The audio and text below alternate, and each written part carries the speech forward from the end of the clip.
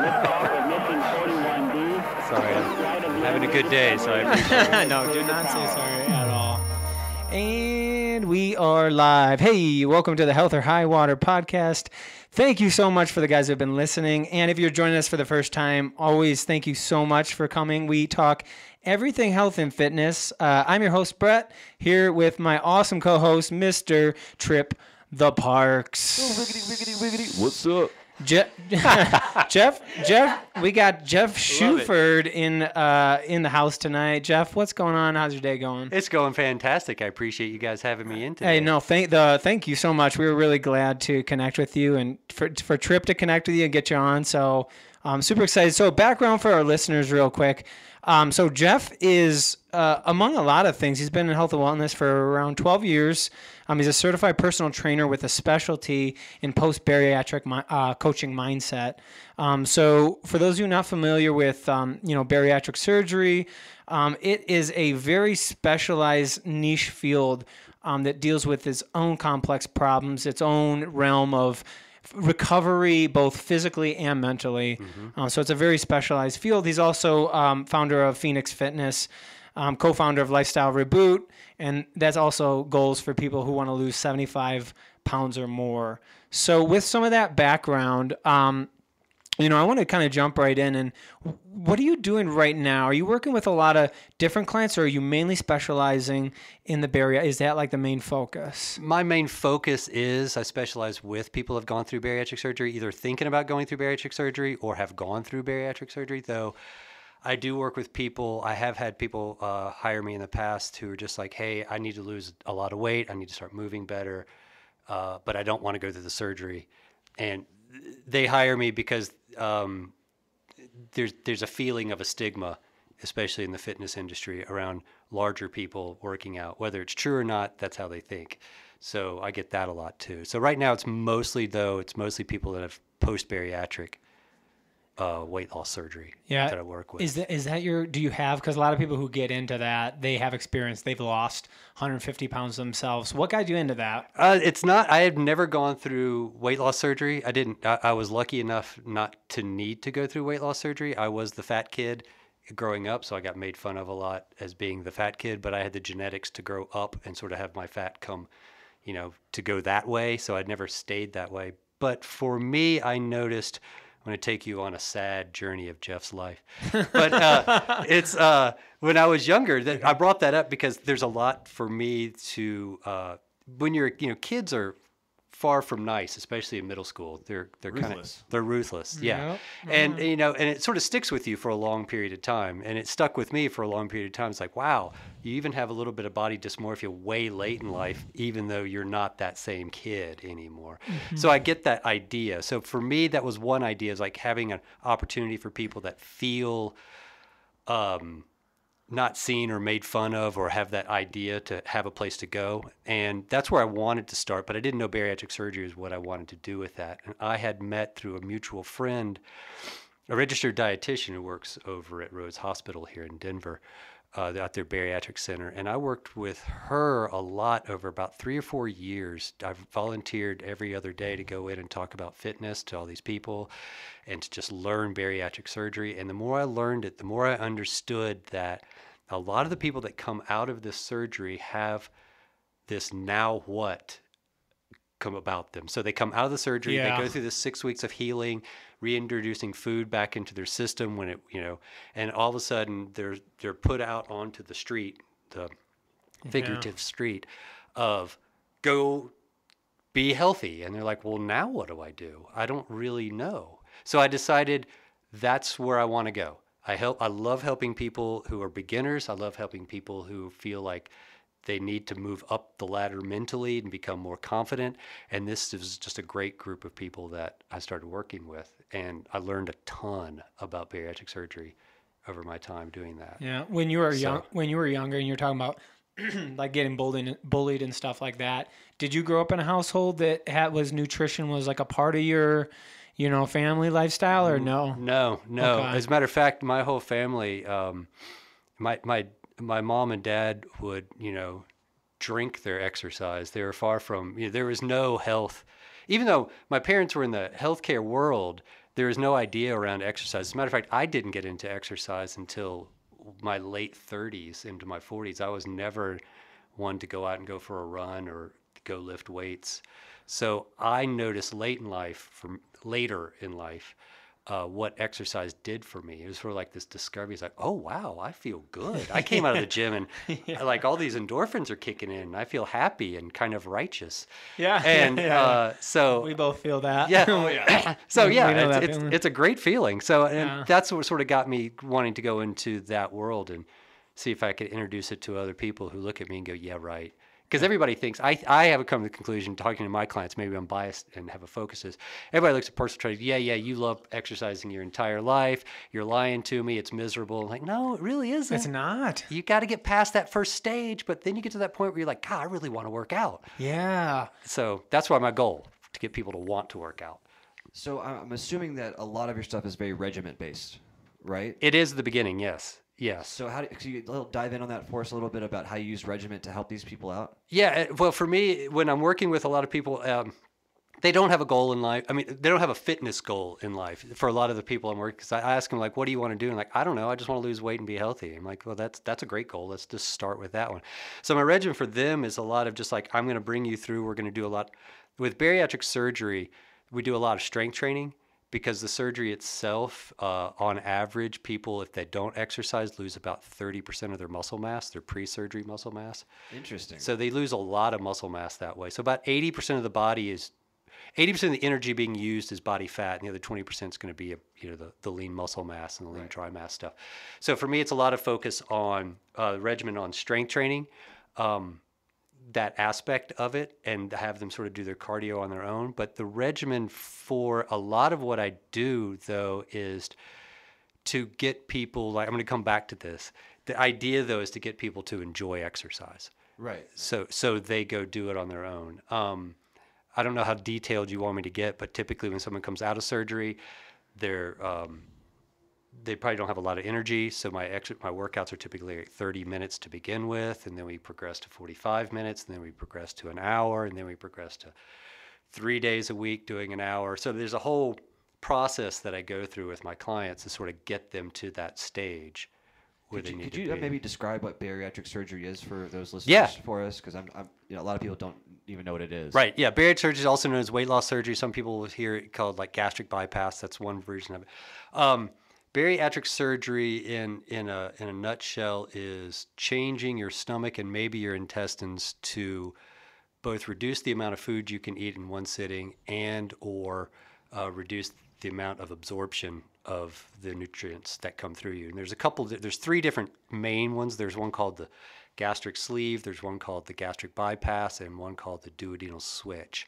Mm-hmm. And they all do specific things. You sort of have to have certain prerequisites, if you want to put it, to be able to get certain ones. But but those are the typical what it is. And for the most part, it's a permanent change to your plumbing in that respect. So it's a big deal when people go down that route. It's like, well, this is, you're pulling out part of your stomach in some cases. So Yeah. Yeah. What's the I've had family members that have had that surgery and lost like 90, 100 pounds. Right. I remember I had a client one time, this was, 5 or 6 years ago, and she was thin, really thin. And I found out through my assessment, she lost 200 pounds. Yeah. I wouldn't even have thought, I was like, oh my God. And she ran her first marathon, and her vision was to organize a group.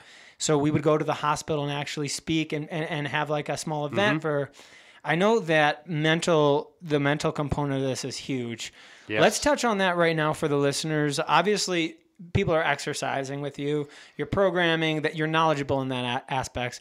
What's the mental component to this? And talk Tripp and I through that, and then some of the listeners through the journey of the mental shift. Yeah. So that's great. I think for most people that I'm going to change that think. I'm going to be very definitive about this, is if people that have gone through weight loss surgery and maybe even not, but still trying to change their life, if you're not trying to affect positively your mental health, you're probably going to fail at the goal you're going for. And I say that to be a little bit scary, because I want people to look at that and go, oh crap, this isn't just about diet and exercise. there's another aspect to it. So when it comes to people who've gone through bariatric surgery, I'll go back to me again, being picked on as a fat kid. And that sort of sticks with you. But if you're having it your whole life and you're sort of feeling like you can't really do stuff, so you're coming into this with maybe a little bit less confidence than you want. And that confidence can show up as excess people pleasing, like I'm gonna always try to help everybody else around me. But lack of boundaries, all these sort of things that come into you, you don't think that have a direct impact on it. But someone who is obese or has obesity typically doesn't want. I'm going to change that a little bit. There's two kinds of people I've noticed in the world that for people obese. You have people that want to be the wallflower, that want to do everything away from them, and then there's the people that want to be the center of attention. They want everybody to say how great of a person they are. But I feel, and this may be reaching a little bit, but I feel part of it is the fact they're trying to hide for the fact they're feeling obese and overweight, and they don't want that anymore. And what happens is they reflect on everybody else. Like they become a very strong people pleaser. They want to help everybody else because don't look at me. I want to help you. I want you to see me for my helping thing. And they have low boundaries. You say, hey, could you cook me a meal tonight? Yeah, I'll do that, even though they don't have time to do that or whatever it is. So they come through all that aspect. So they have this in their head, and they're not treating themselves. They're avoiding themselves and trying to treat the world around them. And I think what happens is when you come through bariatric surgery, you have to be a little bit stingy. You have to be a little bit selfish. I think if you're going to change health at all, you have to be a little selfish. You have to say, no, I can't go do that. I've got to go to the gym, or I can't eat that. I can't go have a beer with you because this is my health goal. And that little stinginess part. And that, I think for a lot of people that have that people pleasing or that lack of boundaries, it's hard for them to do is to change that to say, no, I'm not going to go do that, or I can't do that for you. And what happens is if they don't, they breed resentment. Resentment comes back as shame because they didn't say no, and I'm going to maybe eat my emotions away. So there's a cycle that goes back through. So the mental aspect, and there's more to it, I'm just sort of sticking to this one thing that I think a lot of people see, is the fact that if you're not paying attention to what you're doing and how you're reacting and who you're reacting to, you're not going to succeed because you'll find yourself back in an old bad mental habits that will put you back where you were. So for me, I say for anybody who's going through bariatric surgery, if you're just thinking about it, I would say go ahead and talk to somebody in the therapy realm that you trust that could help with this. If you're after bariatric surgery and if you're stalled, you're not losing a lot of weight, it could be that you have some bad habits that are coming up through a mental things that you've had in the past. So maybe try to reach out to somebody to help with that. Yeah. You got me on that one. Do you see people who are going through bariatric surgery or even not doing it that lose weight through you, that are improving their mental capacity and solving childhood issues? Because obviously weight gain is a psychological issue in some respects, right? Or I don't know whether the chicken comes first or the egg comes first, but do you see them as you start to work with them? Do you see them improving certain aspects of their life and digging into those old? Yeah, I do. I see that with it's. I'm not a therapist, so there's parts of it where it gets a little. I know my clients really well, and sometimes they're talking. I'm like, well, now this is time for me to refer you to a therapist. I cannot answer that question, nor do I want to. But yes, I think, and this rolls it around back to the movement aspect a little bit. I think when you can build confidence in one aspect of your life. So for me, I'm all over the place today, but for me, there's three aspects of success with health and wellness change. Is you have to get your exercise right. You have to know what you're doing, why you're doing it, and be consistent with it. You have to eat. You have to know what your eating is, how you do it, why you do it, and when you do it. And then you have to get your mindset right. So when I'm working with people in an exercise aspect and they're starting to feel more confident, they're starting to feel more strong, they're going to be have the ability to feel like they can bring their shoulders back a little bit more. They're not hunched over. It's that. You've probably felt it too. You come out, so there's those days where you have really good strength days. And you're like, yeah, I feel jacked. Absolutely. But it's like, absolutely. But there's a good feeling behind that. There's nothing silly behind it. It makes you feel good to feel strong. Yeah. And I love that with my clients because I think that brings them back to the round. It's like, wow, I want this. And so I will do the changes that I need to get to this. And it's not easy. It's not an easy path. But yeah, I see that change happen. Yeah. Yeah, I see that too, and Tripp and I talk about this all the time. We see that too, where somebody will be incredibly hard on themselves. I see that a lot, is where they're very, and we don't need to be hard on ourselves. The world gives us enough crap, Yeah, right? does. So I always tell people, I'm like, we need to be our own best friend. We need to cheer ourselves on, Right. and the victory, honestly, for your clients and for yours, Tripp, and mine, is walking through the door. Yes. That I always tell, shed some light on this perspective. I always tell my clients two things. Number one, show up. Okay. There's just two things I ask of you. Everything else is on me. Number one, show up. Number two, give me good energy. Yes. Those are the only two things I ask of people. Everything else is our job. That's how I do. You I agree with that. resonate with I that? agree with that. And I always, I typically will tell my clients at the end of every session, like, thank you for putting in the energy. Always. It's like, thank you for putting in the energy, because it's just that. great. And it's, to me, yes, showing up is huge. Even if it's like I show up and I'm really hurt and I just want to stretch. It's like, okay, let's stretch for 5 or 10 minutes and see how you feel, or whatever that is for that person that day. But they showed up. So yeah, I agree with that. And that's a whole mindset change, right? Is Yes. trying to get someone the mindset, and you could almost fake positivity into positivity. Like if you fake a smile long enough, you just end up smiling. It's true. Right? It's true. Right? And that's our job as health professionals, is trying to help people change that mindset that way. I mean, you know how much I preach about journals. I Yes. mean, it's Oh yeah. everything for me. What am I grateful for? My affirmations. What am I going to do to make today great? And that's a huge part of how I train people. Right, is trying to teach them how to love themselves the right way, and how to respect their environments and be grateful for what's going on, because there's some people that can't even make it to the gym. Right. There's some people that can't make it and would love to be there. Yeah. What's you you being, Tripp's the weight loss specialist, and has just done a great job with a lot of different clients. So no matter if someone's coming in with like a lot of weight loss, typically, he's the one working with them. Is there anything particular stands out to you, just as we're on that topic of, mindset switch? Do you kind of echo the same sentiment? Yeah, well, 100%. I mean, I 100% agree. I do think there's a portion of, I don't know how far you know about what we're doing with genetics and biomechanical assessments and whatnot, but being able to sit there with someone and give them an obesity report and tell them, like, listen, you're going to have a harder time. Right. And answering that question to them, it makes it feel good, because, a lot of these people are asking, why am I not losing the weight? Why is this working for somebody else and not me? So that's what makes me feel the best about this kind of stuff, So yeah, no, totally. These questions. With kind of right now with what you're doing and the effort you're putting in and all the time and energy you're putting in, what's the gasoline that's burning your fire in the morning? What gets you up in the morning? What's your mission? For me, I was just thinking about that. It was just, I come back to it's very simple for me, honestly. It's the silly. In the world of bariatrics, there's this thing. I don't know if it may be external to that, but this is where I heard it, called a non-scale victory. It's something that you found out that has nothing to do with the scale number. Like all of a sudden you're able to sit in an airplane seat without the seatbelt extender, or you're able to get in and out of a bathtub without a struggle. So it's a non-scale victory. And those excite me more than anything else. And I've had clients come in and just say, I got into a pair of pants that I've not have worn in 15 years. And they'll say it about like that. There's just pretty blah.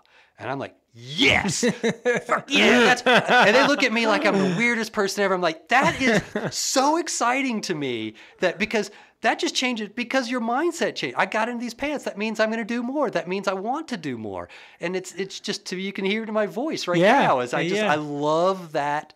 That keeps me going. These small non-scale victories that people tell me about are like super exciting to me. Give me one example. One that pops in your mind. It could be as small as you want. Anything you can think of. Well, I was just thinking about the one where I was talking about there is one of my clients loved to take baths, but she couldn't do it because it was too much of a struggle for it. And just being able to get in and out of the bathtub, and she got into the bathtub and out of the bathtub, and she even told me, because you're still sitting. I have this thing. It's called I don't know if using the word fat is a thing or not, but it's like I call it the fat mind. It's the mind that people have when they're obese that tells them that they can and can't do things. It's a BS mindset. It's a lie. It's a demon mind kind of thing. But you have it, right? And you carry that into your post bariatric or your post weight loss world. That mind doesn't go away. And what I'm getting at with all this is she had her fat mind telling her, you can't get into this bathtub, you'll never get out, you'll have to call your husband and that'll be embarrassing. But she said, no, I'm not going to listen to you, and she got in and got out. And that to her was the biggest thing ever. Is just like, I'm not going to listen to this mind, like you were just saying earlier. Be good to yourself. That's just one of those things, is you got to be good to yourself, and you got to also trust yourself.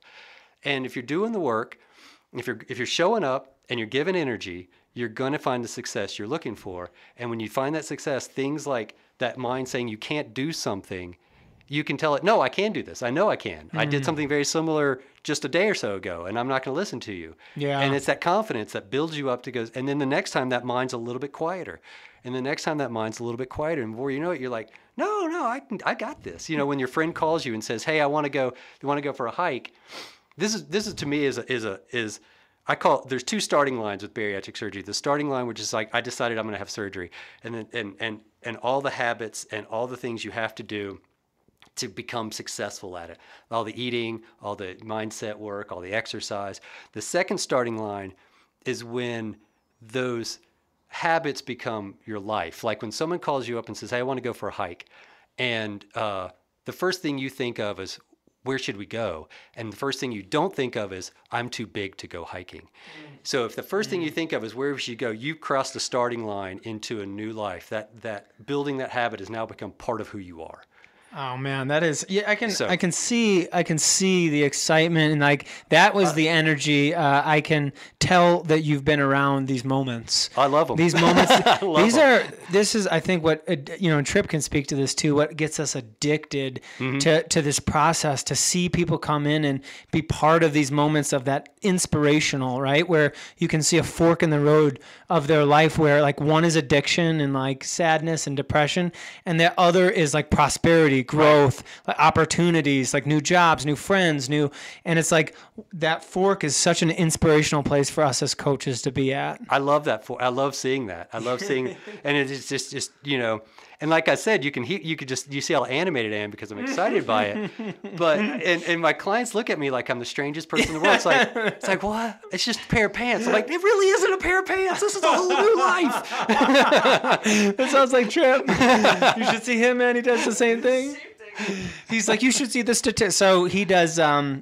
So Tripp looks at like the genetic tests, and then like looks at all their predispositions, and then he'll adjust like their cardio based on like all these numbers he analyzes with the blood work. So and then he'll look at the percentages. He'll be like, "You got to see this new report I have," and he's like, "It's so cool," and we always laugh about it. Right.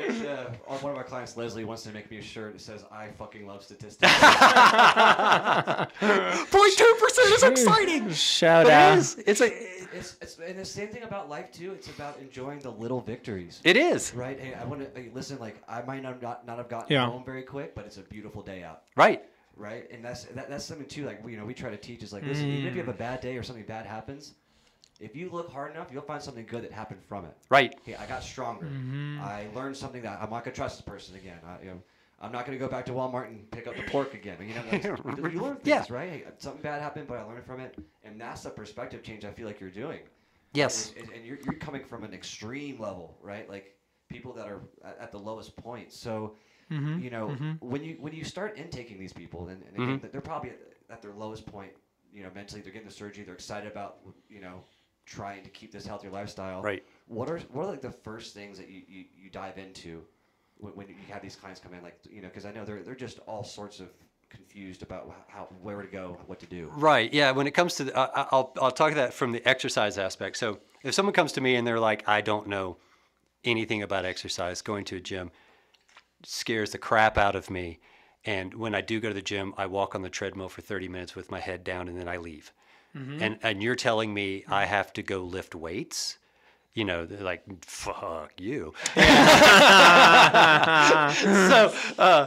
But that's, so I've got to come from that aspect of like, okay, there's a big wall right here that they're putting in front of me. Sure. And there's one reason I like the fact that I work in a private gym. It's not, there's not a lot of other people around that they see as judging them. They're not, but they see them as judging them. But anyway, so what I typically do is I'll say, okay, well, let's just go and I'll run through a thing of like, this kind of goes back to what I was talking about with the people pleasing of going away from you. You're always trying to help other people and avoid what you're looking at. A lot of people have obesity, don't like pictures of themselves. They don't want to look in a mirror. They don't want to look in a reflection. And it's not all, and I'm not going to, this isn't across the board, but there is a large population in this group of people that don't want that. So for me, what that also tells me is they don't understand movement about themselves. And the other aspect is body fat in general in large quantities sort of sticks you in a position. You can't move your hips in this rotating forward and back thing easily when you have body fat around, so you sort of go side to side. And that whole idea of how you move changes because you're losing weight rapidly. So when I'm intaking people, when I'm talking to them about that, I'm like, what I want to work on with you is having start to grow an internal understanding of how you are now moving, because you're moving differently. A lot of people complain after 3 months that their hips start hurting like crazy. And a lot of that is the fact that the hip muscles are actually starting to work right, because when you're sort of walking back and forth, your hips are sort of stuck in a position.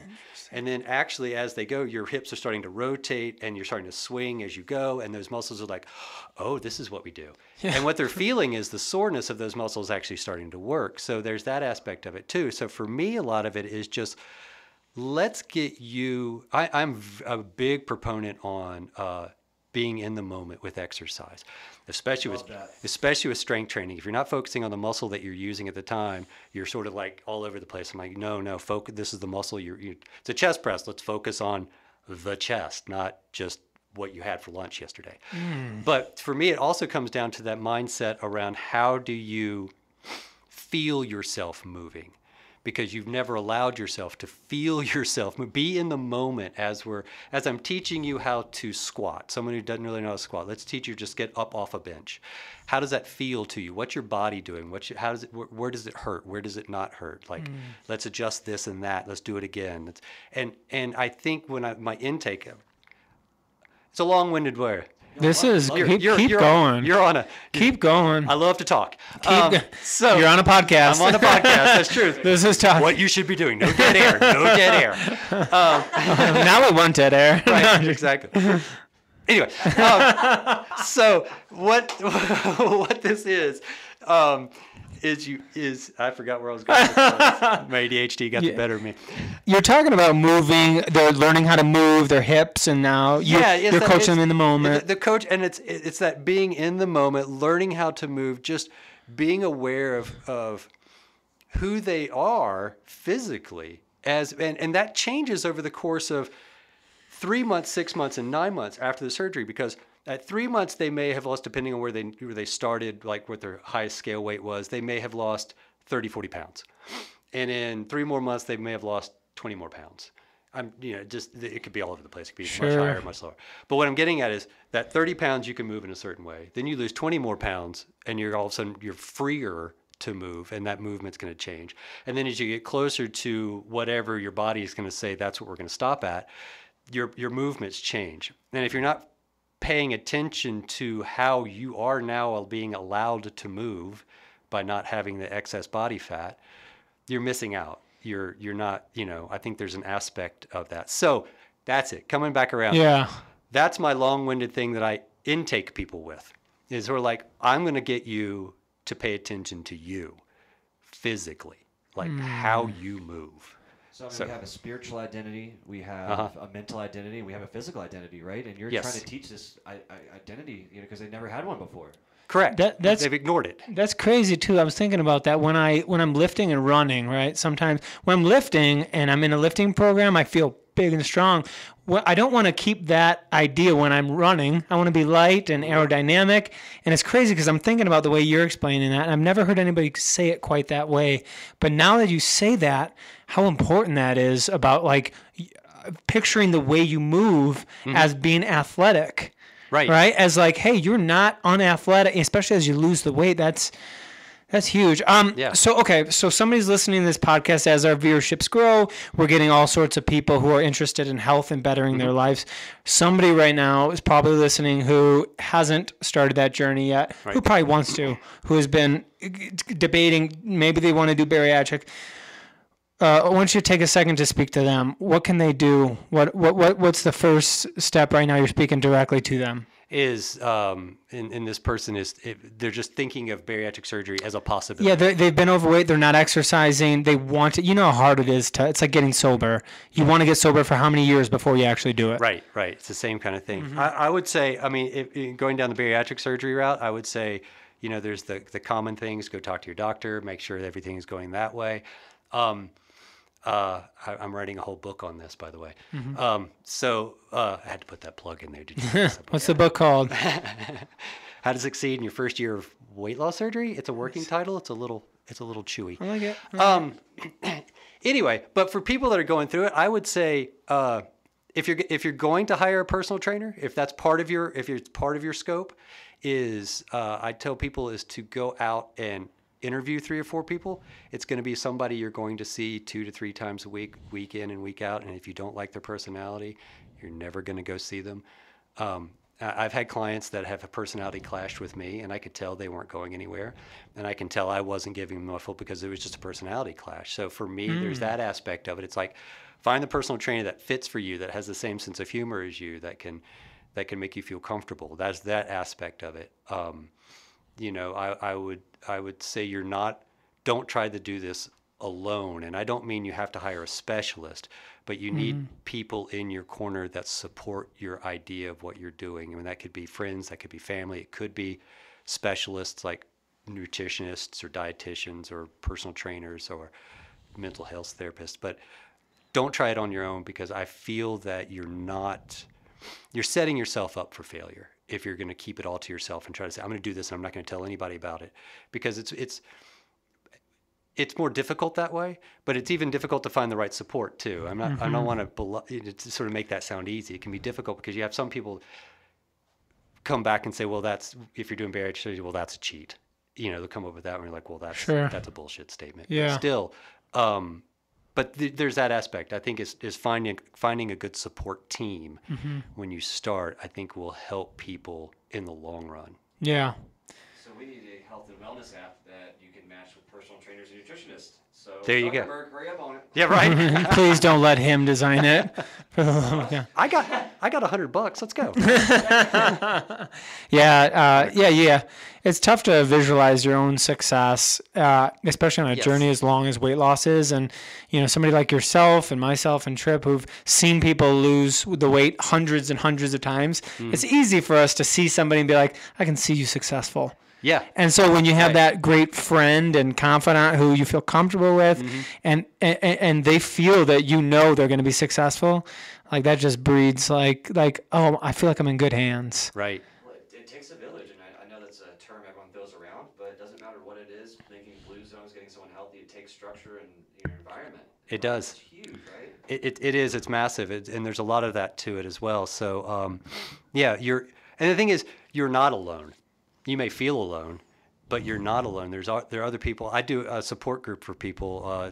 It's online support group through Meetup, and I talk with people all over the country. And there's one thing people always say is, I appreciate this because all my friends don't understand what I'm doing, and it's nice to have a group of people that I can say, I'm scared about this happening, and 4 people going, yeah, me too. This is what I'm doing about it, And so that's where I'm coming back with the support thing, is finding people that can at least understand what you're going through, and then maybe even pick their brain and like, well, how did you get through that?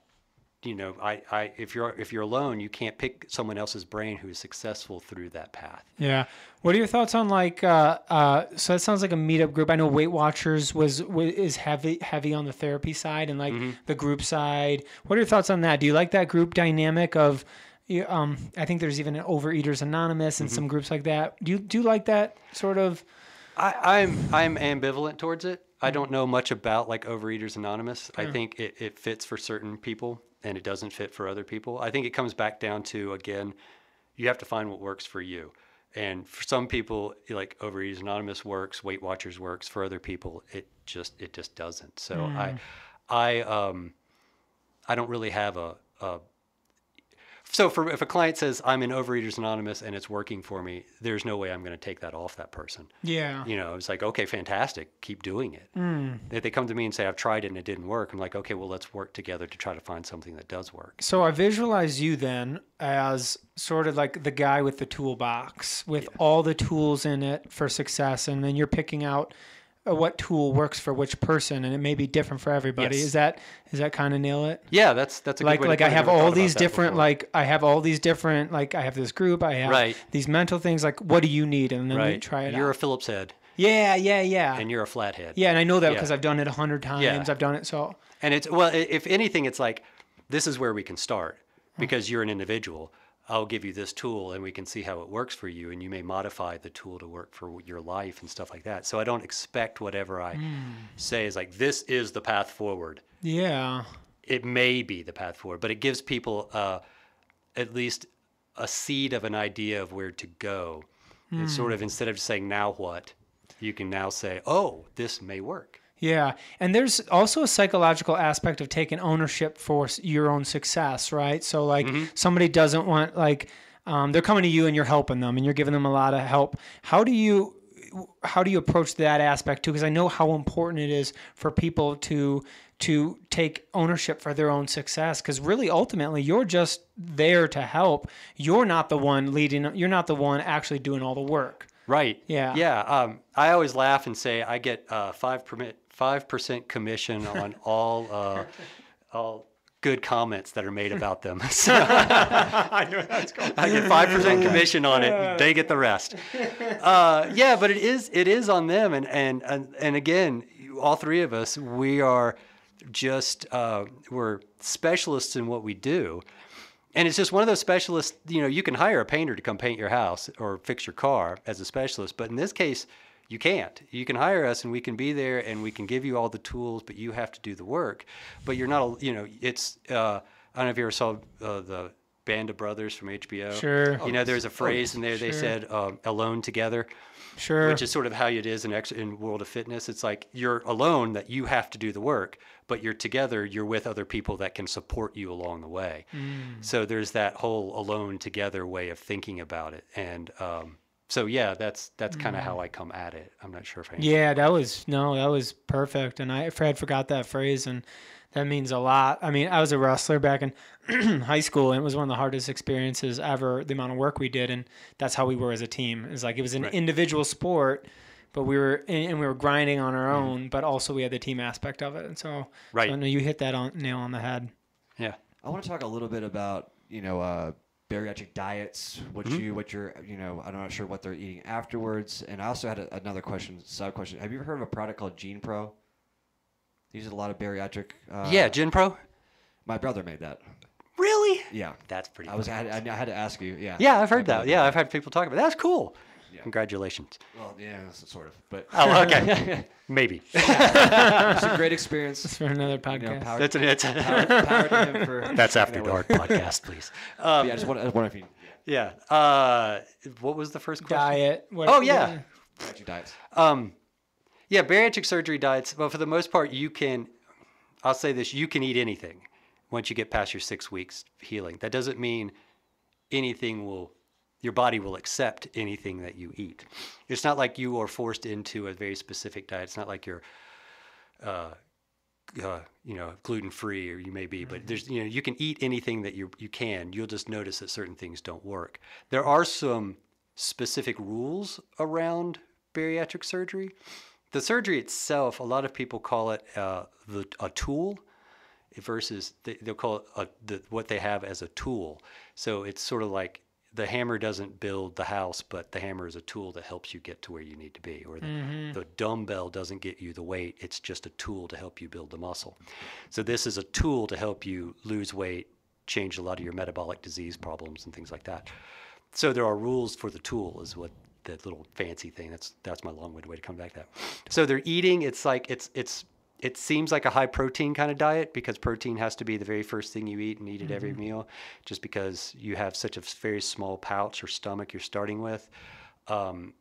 Things like not eating and drinking at the same time is a big deal. Drinking enough water is a big deal. Making sure that you don't, there's a thing called slider foods that slide through your pouch really quickly so you don't feel full. Or there's the other aspect of it, slider foods like highly processed, high sugar foods that get absorbed very quickly, or at the very top of the stomach or the intestines right in. So trying to avoid those kind of things. So with nutrition, there are some rules and they're there for a very good reason. But ultimately, there's nothing that says you can't try at least to eat. You can try to eat anything, but you may not, like I said, I'll come back to that. You may not like the results. Yeah. Discomfort and well, there's discomfort. There's a thing called the dumping syndrome, which is it's the early dumping, which is if you eat something like a slider food, a high sugar food, all that extra sugar that gets into your body, your blood floods that intestines with a lot of extra water to try to dilute it. And then you feel bloated and gassy because all of a sudden your small intestines has gotten a lot bigger because of all that fluid that just went into it. And you may throw up, you may feel headachy. And after like a course of, a couple hours, your insulin has shot like crazy and it's pulled all the sugar out of your body. And now you have hypoglycemia and you're dizzy and you're feeling faint and all that stuff. So that's sort of dumping. So there is an aspect to it, and it affects certain tools more than others. Like the gastric bypass, I think is worse for that than the others. But yeah, so you have to be aware of what you're eating. Your body will physically tell you if it didn't like what you just had. So there is some corrective measures that are just built into the tool.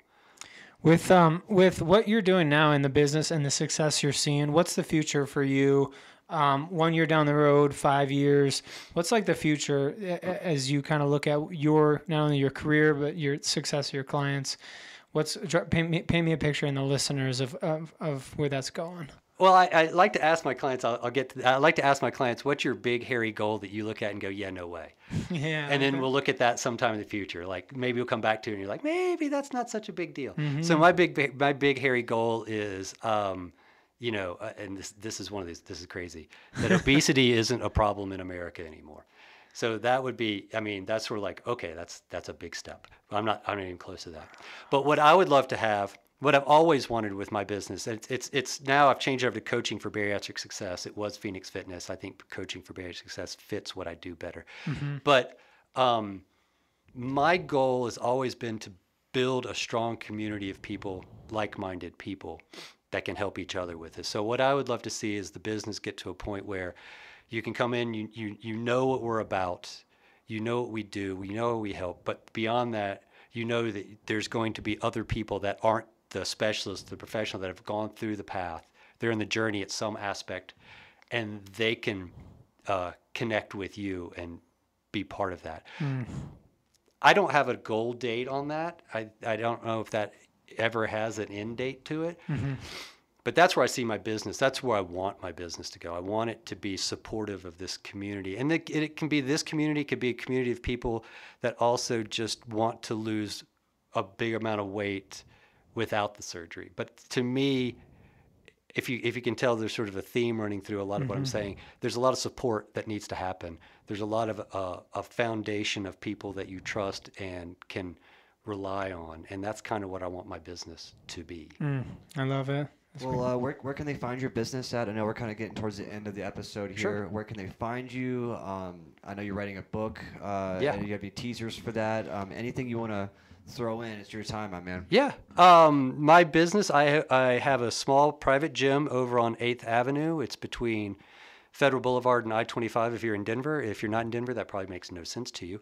But I also do online personal training. I do it either through an app, where I can build your workouts and you can do it on your own if you feel comfortable in that. And we've gotten to that point. Or I have a couple clients, one's in Florida, one's in Georgia, one's in Pennsylvania that I work with through Zoom calls. So I can do that aspect of it as well. I'm working a lot on I'm almost at a point where I'm getting to be a mindset coach, which is kind of helping me understand better questions to ask people to help them navigate that aspect of their life in this journey. And I'm writing a book. So one of the things that I came up with a lot when I talk to people is people would say to me, I don't know what's going to happen next, or I was surprised when this happened.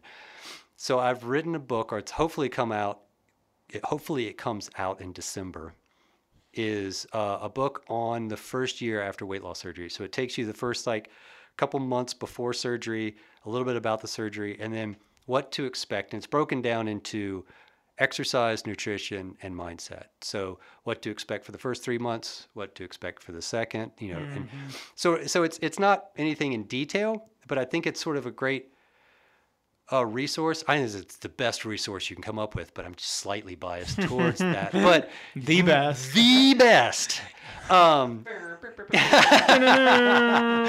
But I think it's a great resource to look at and go, oh, okay, that's kind of interesting. And then you can go research it more. So it's sort of high level, general stuff, but I think it gives people a starting place, a trailhead for they can go down that path of what is addiction transfer with this? And I'll talk a little bit about it. It's like, oh, am I that person? And then you can go off and ask intelligent questions to intelligent people and get intelligent answers. So that's kind of what I want to be. Yeah. So that's the book. And like I said, it comes out in December. It's less than $1,000 a copy. So it's cheap. It's cheap. Tripp, you undersold your book, I guess. $24 is not enough. Don't enough. Mine will be $23.99. Right next to Tripp. Exactly. But yeah, so that's what I have going on right now. And it's for the most part, I just if it's something you want to talk to me more about, I'd love to talk to you. If you're listening and you think this would be kind of great, or just want to pick my brain on more stuff, as you can tell, I'm not shy to talk about this. So but I appreciate you guys. We joked about Geof actually just hosting the podcast. Now, right back at you. You're on a mission, and we're glad to have you on here. We will have Geof back on when 100%. He finishes the book. I would appreciate 100%. That. Thank you. I would love to come back. Yeah, absolutely. And go follow him. Go check out his stuff. Tripp, last words? We'll put all of his links in the bio for the description, so you guys can go check out what he's doing. You can go. Hopefully, you have a countdown for your book. Get some people in there doing that too. I do have some announcements for us. Hit him. We officially have our first clothes sponsor of the podcast. We do. Why are you telling me on here? I gave you a memo. It's in your email. Oh, okay. Yeah, so, awesome. Welcome to the family, You vs. You. Owner Kenny used to be one of my teammates playing football, so shout out to him for getting this opportunity. His link will be below Jess. You guys go check out his stuff. He's getting some top-notch shit right now. So Love it. Next big clothes company coming up. Also check out our supplements, Kalevala Labs. You can go to ascendperformancetraining.com. Go check out Brett's blog, ascendperformancetraining.com/blog. He's put in some amazing information on there. Also check out our book, Health Profiling, on Kindle and Amazon. And if you guys could please like, share, and subscribe, that would be great. Oh, yeah. Everybody, yell it out of your car. Yeah, last thing, go have a great day. Go have a wonderful day. Go get him today. See ya. Peace.